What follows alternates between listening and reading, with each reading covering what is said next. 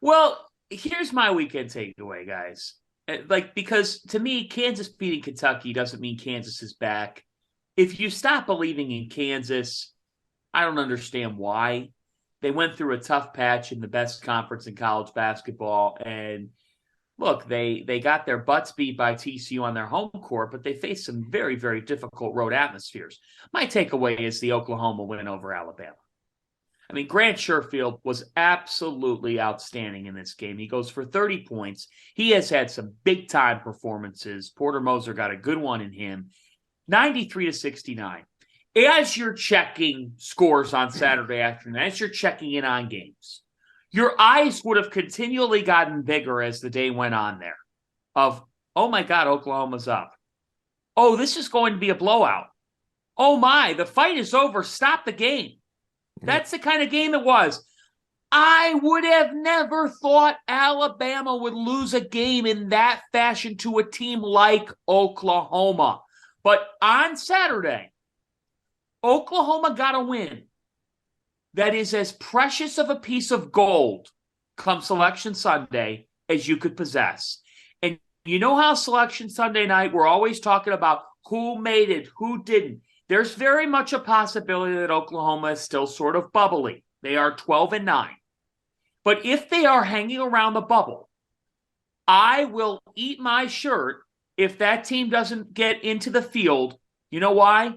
The committee has the best form of argument they could make, and that is that Oklahoma beat the brakes off of Alabama by 24 points. And when you can say that, when you're presenting a case, it is going to be close to impossible to deny a team that's in the bubble conversation that just beat the doors off Alabama and held Brandon Miller to just 4 made shots.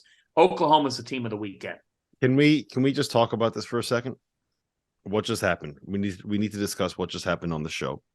Yeah, John Fanta just said that he will eat his shirt if a team that is ranked 56 in the net with a 2-6 record in the toughest conference in college basketball. Hey, biggest takeaway to make the NCAA tournament. We're putting that on the record. John Fanta may need to eat a shirt. Do you like your shirt? Is it smoked? Do you want to have it like kind of seared with a little bit of olive oil? Medium rare? All right. Medium rare. But wouldn't you agree, Tio, if they're hanging around the bubble, they'll probably get in because they have this win and others don't? Tennessee smacked around Texas. They are currently ranked number 1 in the net. I'm assuming they're probably going to be ranked number 2 in the AP poll when that comes out today. They're number 1. Wait a minute. Houston's won. Houston's won in the net.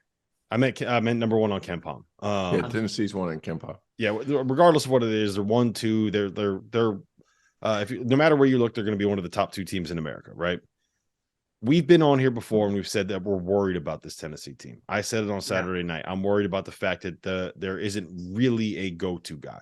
They're great defensively. I think that things changed a little bit since they've gone to the smaller lineup and able to space the floor. Where do you stand, T.O.? Tennessee, Alabama, who's the best team in that conference? I know Alabama hasn't been playing their best. Looks like Tennessee's really kind of figured this thing out and they're kind of rolling. Do you have a take? Do you have a side? Or are they just 2 great teams? It's a 2-horse race. It's a 2-horse race. And the thing with basketball, and we've said it, but I think we said it last week, like it's not football. Like you can catch a bad night where 5 dudes just don't have it. So it's like it's hard to penalize what, Alabama going to play at Oklahoma and getting their brains beat in. Like they just didn't have it. And then the other team had their absolute best game of the season. Like, so there's something to be said there. I just think this Tennessee team, because they're so freaking big, and if they're figuring out some things offensively, my man Julian Phillips needs to touch the ball a lot more. Still needs to touch the ball a lot more.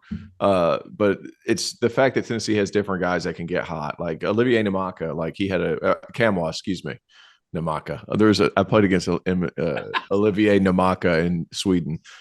Olivier Kamwa. Like you need to, like they have a lot of different guys that can beat you on a given night.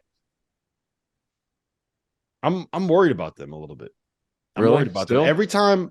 Every time I buy into Tennessee, the bottom falls out. Every time I sit here over the course of the last 5 years, ever since Rick Barnes got there, as soon as I start believing in Tennessee, the bottom falls out of it. So I'm mostly I think that they're very, very good. What I'm concerned about is what happens when you get in a close game and and you need a bucket, right? Maybe you're not getting things out of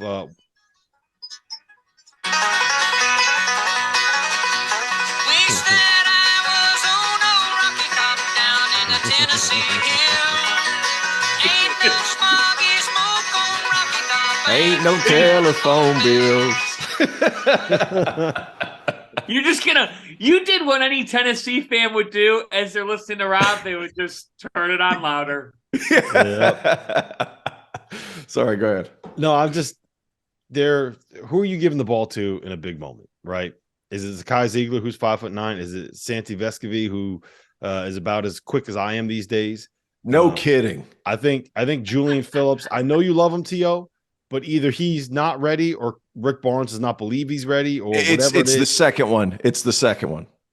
Okay. It's Rick doesn't believe he's ready. Yeah. But at the same time, the dude gets to the foul line and he can knock down shots and he's quick enough to get people on his hip.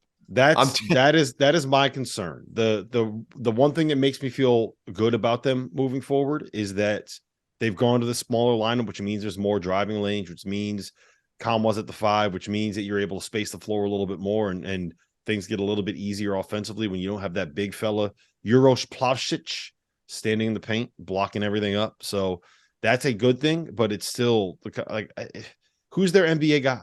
Who's their pro? Who's their go-to guy? Who are you sitting Julian. There? Well, I mean, we'll see. You might be right, but we'll see. Like he hasn't done it so far this year, so that's my biggest question. If you don't have a stud, if you don't have an NBA guy, like